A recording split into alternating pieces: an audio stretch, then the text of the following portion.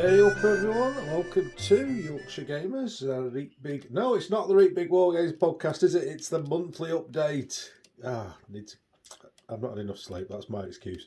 It is the April 2022 Wargames monthly update, and thanks very much to everyone who tunes into these every month. Great following. Thanks very much for just following the everyday Wargames experiences here in Yorkshire. And it's the usual mix today. We've got some more units for you to look at that have been painted up over the recent month. Bit of work in progress, bit of chat about some ongoing projects that I've got, and then there was a big trip down to the Wargames Holiday Centre from the front line, and the usual bits and pieces that you would expect from these videos. So sit back, get yourself a cup of tea, and we'll see you in a couple of seconds with the first unit of the month. So here we have the first unit, from the lead pile to the painted pile, and this, as we always do, this was the work in progress last month, and these are 28mm Perry miniatures, French Franco-Prussian War artillery, who have been painted up as Papal artillery from my 1867 Risorgimento Battle of Mentana project, and they look French because the difference between the French artillery and the Papal artillery was the cap badge. So you can't really tell. Honestly, I've done it. I've painted the cap badge on. So 3 bases of artillery, each with 4 crew members and a gun. And they are on the standard 60mm frontage that we normally have. There we got one of our skirmish Bersaglieri bases, just to show you that. And I think I am on an 80mm base. In fact, yes, I am on an 80mm base because I didn't have the right bases, so I had to a bit of free advertising for Flags of War there. I had to join 2 bases together, and that's how I normally do it, with like a business card or something underneath just glued on, and then that plus the drying of the plaster on top keeps them nice and strong. So I'll bring one up to the camera, and again we'll try and get this focused in. It doesn't always work well. Bring the light round to get some detail. They are absolutely fantastic figures, these, as you would expect from the Perrys. You know, you're not going to review a Perry's figure and go, ooh, it's a bit rough, that. They are fantastic, got action poses.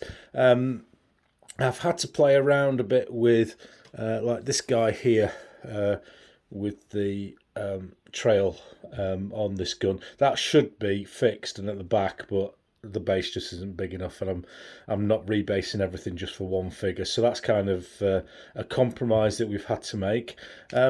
Lovely figures. I'm going to start, as we will talk about shortly, building up some more of the Papal stuff, just so I can get some dice rolling on this project, just to keep the momentum going. So that's the first unit that we've got finished this month, and something a little bit different coming up in a second. So the next figures that we've got to have a look at are ones that I reviewed last month, and these are 28mm Flags of War Border Reavers, and they're due to come out, I think, later in the year. I'm going to have a catch up with Ian later in the week from Flags of War and get the full details on this. But he sent them to me to do a review on, which I've done and you've seen, of the unpainted figures. Here they are painted, and as I predicted, they've come up elite nice, and great detail on the figures. Really, really top sculpts. I can't really say much more about them because they are just the absolute business. I'll zoom in and have a quick look at some of them in a little bit more detail. So here's the first of the figures. This is, it looks like some sort of Japanese samurai katana. There is a specific name for it, which in true Yorkshire Gamer style I've forgotten. Look at the detail on that figure. It kind of paints itself, really, especially with the techniques that I use. And I'll just spin him right. He's based on a 2p piece. Really nice facial features. You know, that is just the absolute business. That body, sort of like buff body armour, brilliant. I've just painted them in quite a lot of the Border Reaver stuff appears. It's not a period I know a lot about, so you're not getting a history lesson here. But a lot of the stuff that I've seen, they're in kind of dull greens, greys, browns. So I've gone for quite a dull palette on this, but I think he looks the business. So that's one of the guys. We've got a guy with a bow and arrow here, an archer. Buff coat, comes out really nicely. Lots of detail on there that works really well with a little bit of wash and a highlight. That's the business. Gloves come out. Nice pose. Yes, somebody's going to come on and go, you could have put a bowstring on that. And yeah, I could have put a bowstring on that, but that's why I don't, because I paint 1,000 figures a year rather than 300 figures with bowstrings. See where I'm coming from? Anyway, he's, again, lovely, lovely. Look at that business. Like that one. And the final foot figure is this chap here. And he looks like a bit of a tough guy. He's got breastplate on and used red to highlight it. Really, really nice sword. I just love that figure. The face is absolute business as well. And then finally, we've got the mounted figure. And I'll just zoom out a touch on that one. Apologies for shaky cam, just to show you a little bit more of him. And I've painted him up as the mounted version of the figure that you've just seen. And look at that with that lighting, that armour just pops, the whole thing. Normally I paint horses with oils, but I wanted to get these done quickly, so I've painted this as acrylic, which is how I normally do my greys and blacks anyway. So there you go. That's the Flames of War Border Reavers figures painted up, and all I can say is I highly recommend them. However, I'm not going to go all skirmish on you, don't worry. And Border Reavers is a skirmish game at the end of the day. Unless I missed a bit, unless in the history lesson when I had measles and I missed it, there's no really big battles with the Border Reavers. So it's a skirmish type game, which is great, and I know some people love that sort of thing. It's just not my cup of tea, not my bag. So I'm not going to build an army of these. So what I'm going to do with these is I'm going to auction these off for charity. And the charity they're going to be auctioned for is for the Burns unit at Bradford. You know, I'm a big Bradford City fan, and back in the 1980s there was a big fire at the ground and 56 people died. And as a result, the Bradford Hospital has become a specialist in the treatment and ongoing treatment of burns and research into that. And there are lots and lots of charities that are deserving of money, especially at the moment. But I don't want the long ongoing charities to be missed out as well. So I'm going to auction these off for charity, details of which will appear on my Facebook page and on my Twitter page. And there's various rules and regulations in the UK that make it quite hard to do things like raffles and stuff. But I'm going to explain everything on the Facebook and on Twitter. So keep an eye on those if you're interested in these figures. They're not available to purchase at the moment. You're going to be buying these figures painted by me, and the money that you give will go to charity. So that's those. Let's get back to our normal fare and a bit of Garibaldi. So here we go with the fourth lot of painted figures this month. And we've gone back to the Garibaldi project here. And you may remember a couple of months ago that I did a unit called the Dun Battalion, made from the British Volunteers. And this is from the Milan Brigade. And again, these are from an earlier period than Mentana, but I want, as I've said before, an all-encompassing Garibaldi army that I can use for lots of different periods of that sort of period. So these are 28mm ACW Perrys, all built from the standard box set. I think it's the Union box set. And just wanted unit in Kepi, lots of action as you can do with the plastic figures, as I've talked about in the past. You can slightly change the poses, you can turn heads, you can really get a dynamic looking unit. And this unit, to me, looks like it's the business. It looks like it's charging forward towards the enemy, and very pleased with that. Yes, there are going to be, if people want to zoom in on rifles and stuff, there's going to be differences between the figures that we've got and the reality. But as I've said before with this project, we're kind of, in the UK especially, we're kind of, swimming a little bit in the dark, and we're having to get figures that aren't necessarily made for that thing. So there's going to be little things like belts and water bottles and stuff like that aren't going to be 100%, but needs must when the devil's driving with this project. And I really like these, and I like the way that they look, and it gives me just something different to the Gringo 40 stuff that's going to be the majority of the Garibaldi troops, and sets them aside with them being the white shirts as well. 24 figures, as my Garibaldi stuff all is, and on 60 by 60 bases. And if we just look down the base, I'll get them square onto the camera, and you can kind of see there why I'm doing this. These muskets are very, very bendy, and this just extra bit at the front of the base gives them some protection. There will be people out there who will go, oh, they're too deep, how are we going to do this, how are we going to measure this, how are we going to do that? They're probably people I'm not going to game with. Nothing against it. If you're the rule lawyer, fine. And you enjoy your gaming, brilliant, no problems at all. It's just not my thing. So I don't care if my bases are too deep. I care if 24 men come back with 24 muskets at the end of the day. So that's why I'm doing this.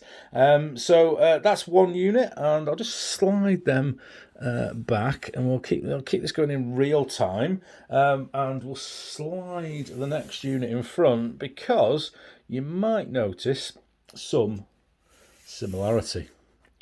So these guys are a 2nd battalion of the Milan Brigade, and I've got these 2 Milan Brigades. We've got the Dun Battalion that we saw before. I'm going to do a 2nd battalion of Dun that I've got figures for from Perry's, and that is going to be my White Brigade. And I'm going to have 5 brigades of 4 battalions for the Garibaldi army. So these guys are made up from the skirmishing set, mostly. I think there's a couple of figures in there from the standard set. And again, we've got that lovely thing that we can do with the plastic figures, where we've got different poses and different, slightly different looks with the same figure. So this guy here, he's firing, quite clearly firing his musket. This guy here, he's kind of dropped his musket, maybe getting a wider field of vision before he raises and fires again. And just little subtleties like that really, really make a unit. All the same, basing flags from Flags of War. Yeah, that's another couple of units for Garibaldi. So we've painted quite a reasonable amount this month. When you include to that the vignette that you saw, I'm just going to show after this a photograph of a vignette that I've painted, and I'll explain the circumstances over that. So there we go. And the final thing I've painted this month is an Italian Wars vignette involving a couple of Perry's miniatures, one of the plastics, and a metal command figure, and a couple of figures I got off Gareth Lane. Can't remember the name of the manufacturer now. It's based around a painting in the Duomo in Florence for Sir John Hawkeswood. It was before the Italian Wars, but was a bit of a reckless guy. We'll talk more about this in a later bit of this video.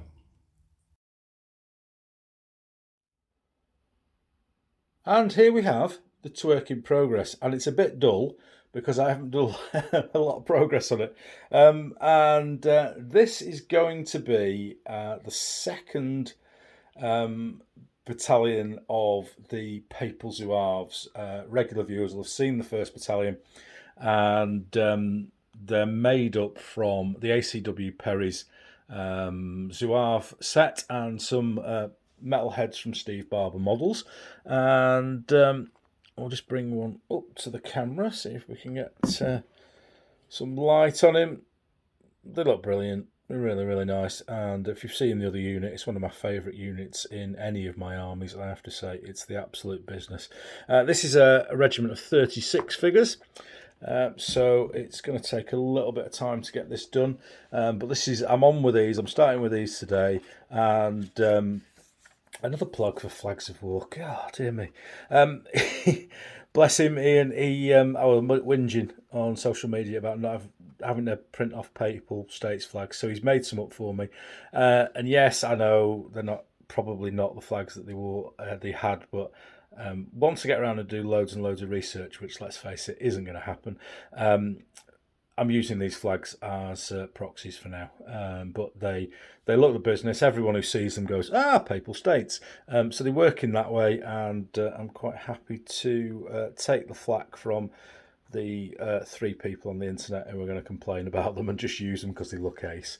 So that's the twerk in progress. Not much to show on those this month, but that's quite a big unit to be cracking on with this month, and I'm sure I will get them done for the next video.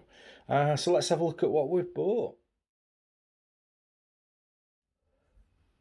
How much? How much? It's the regular monthly update on how much money I've spent, and I hope you're all sat down. If you're not sat down, go and sit down. Give yourself a couple of minutes. I haven't bought any figures this month. I know that's a shock to many, many people, but I haven't bought any figures this month. And I didn't really buy much last month either. And I'm kind of a bit of an impasse at the moment because I'm still cracking through, and I've probably got 7 or 8 units primed and ready to go for the Garibaldi project. Plus, I've got loads of stuff sat around primed for Italian Wars and Crusades. And I'm just not buying stuff at the moment, and I will do soon. I've had a good chat with Jed Cronin from Gringo 40 last week, and not that he's going to go out of business if I don't order anything from him, but I've got some orders to go into him for some more Garibaldi stuff. So we'll see next month whether I've actually bought anything or not. But don't worry, I've got plenty to paint. My lead pile is not that big. I kept a record, or I've been keeping a record for nearly 10 years now, of what I paint versus what I buy. And I've always painted more than I've bought for the last 10 years, and my lead pile is fairly small now. If you don't count the 10mm Malburians, which there's probably about 6,000 or 7,000 of those which aren't painted. But let's not dwell on that. So why am I showing you this figure? This figure cost me nought, which is the sort of figures that we like. And this I'm going to talk about in a few minutes. Our Wargames Holiday Centre Donald Featherstone Tribute Award weekend, and we played some massive Italian Wars games over that weekend. And part of that weekend, they awarded a trophy for the most gentlemanly wargamer, and unbelievingly, there was 18 people there, and I didn't rig it or anything, but they voted me.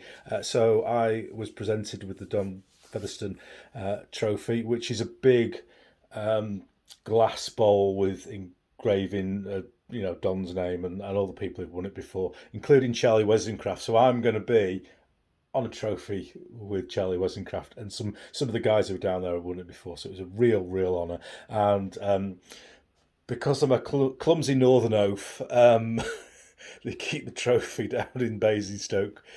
So I had my hands on it for about 30 seconds, and Mark Freeth looked a bit worried that I was going to drop it. So he's going to engrave it and keep it down there, which is absolutely fantastic. It's a real honour to win. And the permanent prize that I get from that is this lovely Chris Cornwall painted command stand for the Italian Wars. It's Spanish, and I haven't got any Spanish, so you can see where this is going to go. I've got 2 Spanish command stands, so rather than move it on to somebody who's got Spanish, I will end up getting 2,000 or 3,000 figure Spanish army for the Italian wars, which I need for Pavia anyway, so let's get cracking. It's on a slightly smaller base than the stuff that we use. Here's the Garibaldi. So all I'm going to do is I'm just going to slop it onto one of these bases and work in the terrain so that it's just the same size as all our other stuff, and it will be used in our Italian Wars games here. So that's absolutely fantastic. A couple of figures cost me now. That's a good start. Very quickly with shaky cam, just couldn't quite fit it in the angle for some reason. I've got myself another one of these buildings from the O-Gauge Railway modeller. I forgot to put his details in the show notes last time. I'll try and remember this time, I do apologise. But these are the half relief buildings that I use for my Sweeney game, and I'm sure his name's Nick. Nick does a fantastic job with these, and really happy with this. And I'll just be buying one of these a month for the foreseeable, just to get a really big, nice town or city up for my Crusaders project. Sorry, not Crusaders, bloody hell. Sweeney, not Crusaders. So there we go. That's a couple of things we've bought. And I'm going to talk about a couple of books I've bought this month as well. You might have seen we had an absolute hashtag epic fail with a set of rules called Soldiers of God, which really didn't work for us. So I'm back on the hunt for some rules for Crusades. I've not got the willpower up yet to fully convert Deus Vult to something that works for us. So I'm looking around. I look at quite a few rule sets for ideas and stuff, and I've been after these for a while. A rule set called Shattered Lances, and they're quite old, by Dr. Brendan Moyle, and there isn't a publishing date in here. I thought there might be, but there isn't. You can tell by the look of these are fairly old school. Oh, apologies for the shaky cam there. And we've got a look at an index. Modern Wargame Rules Writers. This is an index. God. References as well, my word. So I'm guessing it's going to be 90s when it came out. They're still sold by a company called Outpost Wargame Services, but I haven't been able to get hold of them I've been trying for about 4 months now without joy. And the chap who runs it, I think he's called Jeff. I know he went in hospital for an operation, so I hope he's okay. He's not had a chance to do anything with his business. So I put a feeler out just to see if anybody had a copy of this. And a chap called Gareth Jones had one in his garage, probably underneath an old copy of the Yellow Pages or something like that, or a 1980s Littlewoods catalogue. But anyway, I've got a copy now, which is absolutely fantastic. I haven't had a chance to go through it. I haven't had a chance to read it other than a quick skim read. It's very time specific, which is what we like. What we like at Yorkshire Wargamer is tight period specific rules. We don't like big generic sets that cover thousands of years of history and have modifiers and house rules and stuff, all that sort of stuff in just to cover the bits that they clearly hadn't thought of. So this is what we got. So you'll hear something about that, I'm sure, as I managed to get my head around them, and hopefully have a few test games and see where we come. Other than that, I managed to pick up this book, which is, if you're into the Spanish Civil War, this is a must, and this is a book that I used to get out of the library back in the late 70s, early 80s, back in sunny Northwich, and it's a really, really good book, written in 1975. Frank Graham from Newcastle was the guy who put it together, and it's a really, really good reference for the international brigades, specifically the British, American, Canadian and Irish, who in the 15th Brigade, and got some really nice pictures here, black and white obviously, but kind of give you an idea of what sort of, in inverted commas, uniform the international brigade would have, and gives you some great ideas. The the book itself is mostly made up of individual accounts. So we're looking at the Battle of Harama here, and it will talk about parts of the battle. But so here it's with the Franco-Belgique battalion from the diary of H. Galley, and it's all individual accounts. So the pros and cons to that, obviously, but it is a great way to get an idea of how people themselves remember. I think they call it lived experience these days, don't they?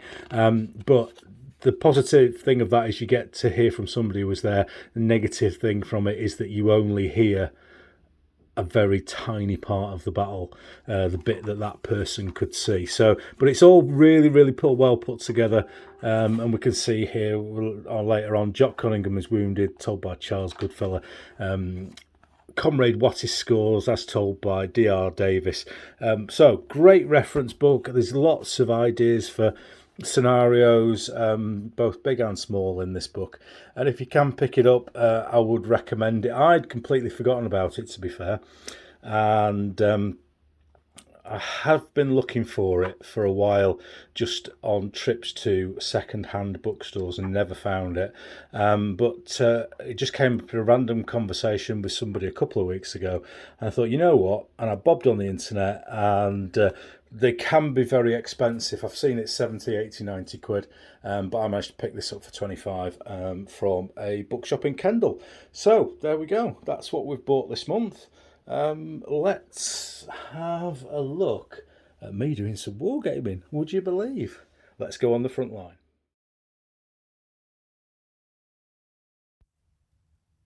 Well, this month I've got some gaming in, and it's not just any gaming, it's some pretty massive gaming. I've been down to the Wargames Holiday Centre in Basingstoke.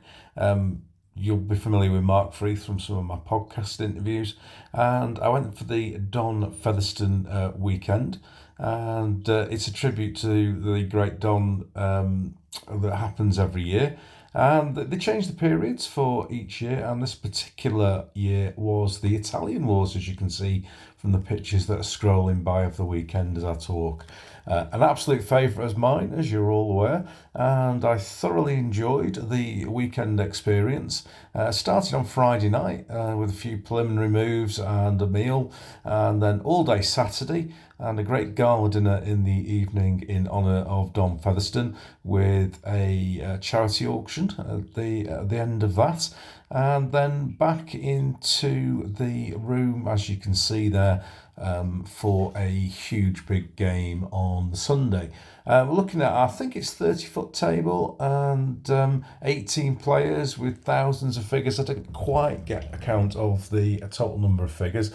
Some of them surprised by Mark, but a vast majority by Chris Cornwell and Nigel Appleby. You can see in there in the picture in the black t-shirt, he brought along some of his figures as well to make up the numbers, and an absolutely cracking time was had by all. We used the rule set Pike and Shot, which is not a favourite of mine, but they did give a good fun game, and I think the overall experience was very positive, with lots of really nice guys gaming away. Some young guys in there as well, absolute laugh and a joke. It was a fantastic weekend, and as I said earlier on, I was voted the Don Featherstone Trophy, which you're just going to look at now, which Charlie Wesencraft's name is on there, and a few other luminaries as well. So I'm very proud to have won that for gentlemanly conduct during the weekend, and I love the laugh and a joke when I'm gaming, so I'm very proud of that. The vignette that we looked at earlier on, that was sold in the charity auction and managed to raise £80, which is a fantastic fee, and that's going to go to combat stress and also to Ukrainian relief charity.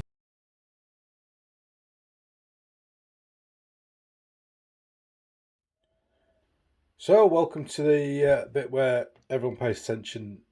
Well, they don't, do they? Just me. But this is a personal way of me looking at where we are and who's following Yorkshire Gamer throughout the world.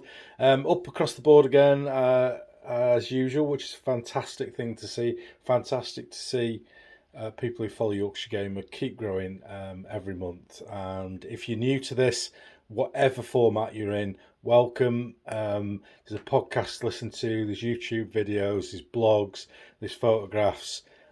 All of it's free. I don't even have a Patreon. So come along and enjoy it. And the payment I get is when you lovely people put nice comments on stuff that I do. So that's what I do it for. So we've gone up 7 on Facebook, always steady away on there.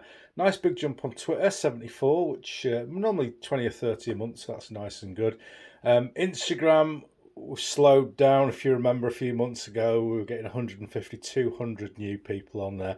What I find with Instagram is that if you put a picture up with loads and loads of figures on, you start to get a lot of hits. Some of the stuff that I put from the Wargames Holiday Centre, 7, 8, 900, 1,000 plus hits. When I do my own Italian wars, it goes through the roof. If you put a single really nice picture up of a single figure or a vignette, 200-300 maybe. So that's what people like on Instagram, but I'm just going to keep posting what I keep posting everywhere else. And people seem to like it. So brilliant. YouTube's up 70 to 1429. Welcome to all of you YouTubers. And the podcast, 200. Boom! We're through the 200, but not that I think that means anything, but it just sounds nice, doesn't it? A round number. And I'm sure that we've got a little bit more traction following the win with the Little Wars TV podcast award. And I've received the prize for that, which was absolutely fantastic. So cheers, Little Wars TV. Fantastic idea. And as we go through the years, I hope it stays as kind of the main award ceremony within the hobby. Really, really happy with that.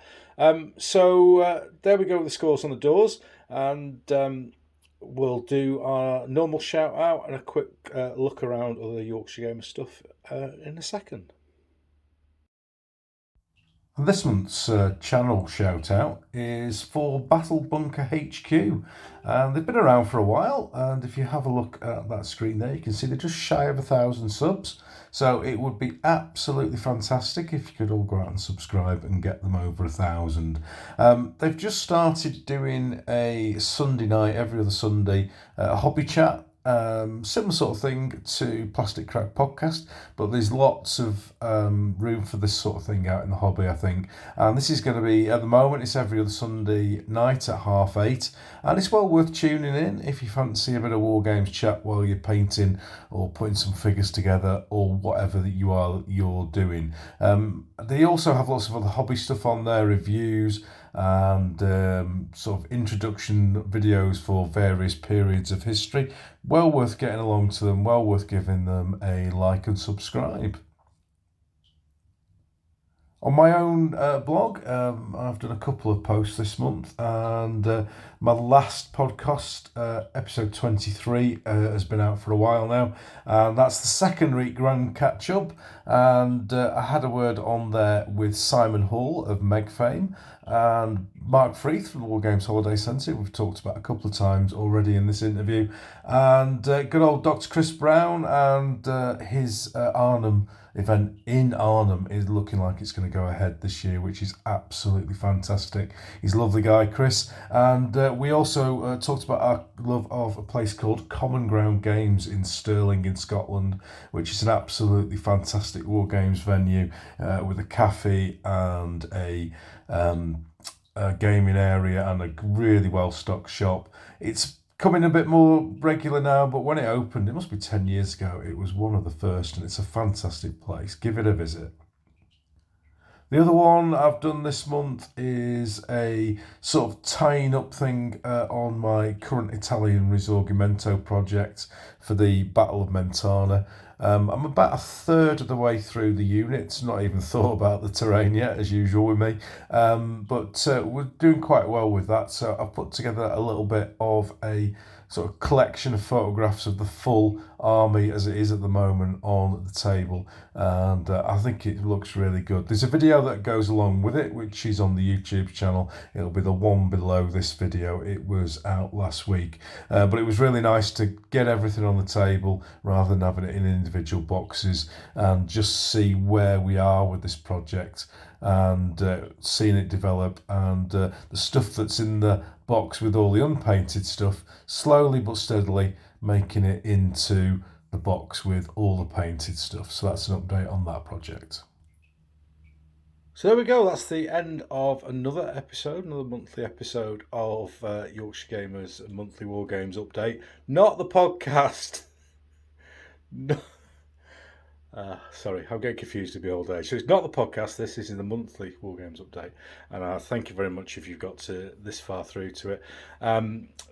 Just leaving you with a picture here of the Papal Zouave unit that I've done. This is just a reminder to me that I need to paint another one of these, which is quite a daunting prospect because they're not easy uniforms and there's a lot of them.